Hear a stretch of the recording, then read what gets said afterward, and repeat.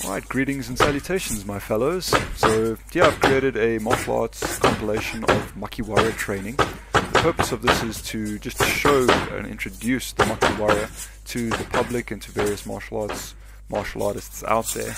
So the makiwara is one of many tools I use. I believe it has tremendous value to martial arts practitioners.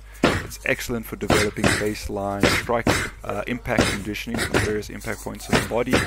It's also tremendously helpful for helping you develop structure, positional structure or postural structure in your striking, in your kinetic linking, to make sure that you're able to not only generate and propagate energy, but also transfer that energy into your opponent, into the strike surface. So it really helps you develop alignment and a sense of connection and structure, energy propagation into your strikes, that you're able to actually really transfer that weight, your weight and your energy into your opponent to actually cause damage, actually have a good impact. It teaches you these things. The sensory impact is very satisfying. I personally just love the sound and the feel. I think it's very therapeutic. But in terms of like skills development, attribute development, the makiwara helps you develop a lot of skills and attributes that hitting a bag or pads just won't. Now I'm not saying hitting bags or pads is bad. They're also very, very good tools to use, and every tool has its own attributes and its own properties, and using the tool will derive a different benefit. It will leverage a different result, and you can use different tools in different ways. And I'm just trying to promote the makiwara in this video because if you haven't got one, or if you haven't tried training on one before, give it a go. I think you'll be pleasantly surprised. Start off slow, don't hurt yourself, but I think it will help you develop many of the skills and attributes that martial arts practitioners pursue. And that many of the old traditional styles talk about that, but not many of the dojos and instructors nowadays are actually familiar with, because they haven't done this kind of training. What you do directly influences your experience and your adaptation to that experience and that action. So it really helps to expose yourself to these different things, to expand your mind and trigger adaptations in your body and in your nervous system, that you become more in tune with these things. And it's a functional adaptation. Training like this and training with different types of gada and maces and staves and nunchucks, all these tools help you develop your body awareness, your flow. They help train not only your muscular system and your nervous system, but your fascial system, your ability to understand tension and energy propagation inside your body. So many benefits to be had from utilizing different tools. Don't just hit bags, don't just hit pads. It's a very modern way of training, and yes, it has its value, but it also is very limited at the same time. You need to diversify your training. Well, depending on what your needs are or what your desired outcome is. But for me, I want to be a very well-rounded martial artist, and I love the old traditional ways of training. I love the idea of being a warrior, of really being prepared for battle. I hate violence, but I personally believe that if it is necessary to be violent to win, be prepared, be able, be victorious is my credo, my motto. And I believe this type of training helps prepare you physically and mentally and emotionally. And just this type of training, it's therapeutic. It helps you remain in tune with your body and with your environment, that you're well calibrated and able to think clearly and able to remain calm under pressure, and just exposed to stress, that you in incremental dosages, that you become more stress tolerant and you improve your adaptive competence. Anyhow, so I don't want to talk too much aside from the makiwara, because this video is about makiwara training, so I'm going to end that off, this voice recording there.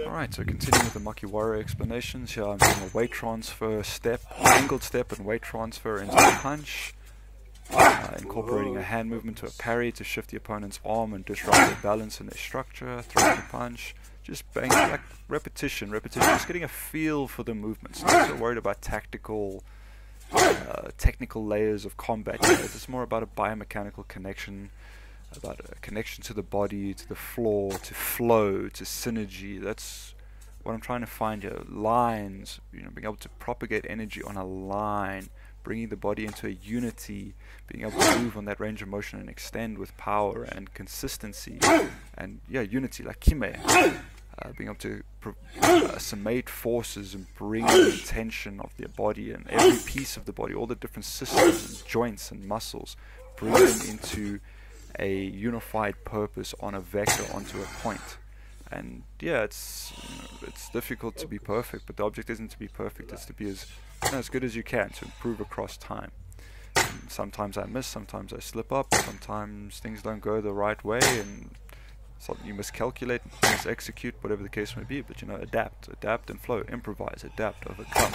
These are words we should all live by. Life's complicated, we don't understand it all, we don't see it all, but we just do the best we can with the cards we dealt. What our current understanding is in the moment. Do the best you can in the moment. When you know better, do better. These are all ideas and concepts I hold dear to my heart to try to be a better person. And martial arts for me is a journey of character development, physical development, spiritual development, just physical, mental, emotional, spiritual, just being more embodied as a human being, going through this experience of being a consciousness in a flesh vehicle in this reality of energy transference. Life's crazy, man, and martial arts helps me ground myself as a human being, and I truly believe it's really helped me develop many of the most positive attributes that I embody. I believe is largely due to the practice and study of martial arts and philosophy and psychology, physiology, and having good friends in an environment and trying to nurture an environment that's beneficial. Gardening your mind.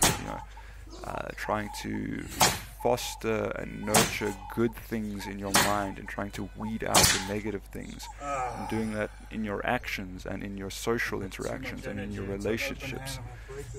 And martial arts and the study of these things has helped me do that to a large degree. I don't have a perfect life. Life's difficult. Life's full of tragedies. Death of my father, death of my brother, sickness, loss of business, borderline bankruptcy. Life's difficult. But we just keep going as best we can. And if it wasn't for martial arts, I think I would be a very different person. I would either be dead or in prison, or just not. I doubt I would be a positive influence on my social or my environment without the character I've developed in martial arts. And it's an ongoing journey, and I don't claim to be perfect, but I do claim that this is a method or it's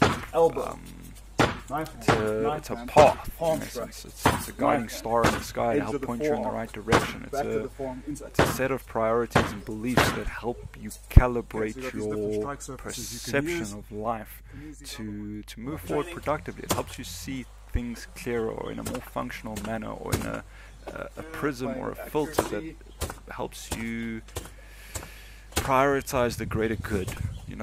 To set aside your selfishness and try embody action towards making things better for yourself included, and for your loved ones. You got to start where you're at, and that's you and your loved ones and your friends and your family and your community. But then there's the environment and the globe, and I think if you calibrate your priorities well and you're in tune with your environment and your emotions are calibrated to help you process the information around you and move forward in a productive manner, and you can use anger and those types of emotions as tools to motivate you to take productive, proactive action. And I think if you're well calibrated as an individual and emotionally well adjusted and neurologically well adjusted, if your nervous system is in tune with your environment, your emotional connection to that, to your environment, that's obviously changing as time goes on. It's adaptive and forever changing. But if you're adaptive and in tune with the moment, you will respond better. You will be more productive as an individual. And if your perceptions on what's going on around you are the constructs in your mind, your ideas of what things are and what they mean. If you mix that with your perception, so what your conceptions and idea of things are mixed with what you're perceiving in the moment, so what you think about things and what you believe about things and what you're focusing on and what you choose to do about that all matters. Yeah, playing around. Alright, blessings upon you, and may you be a blessing upon your circle of influence. Go well and do well.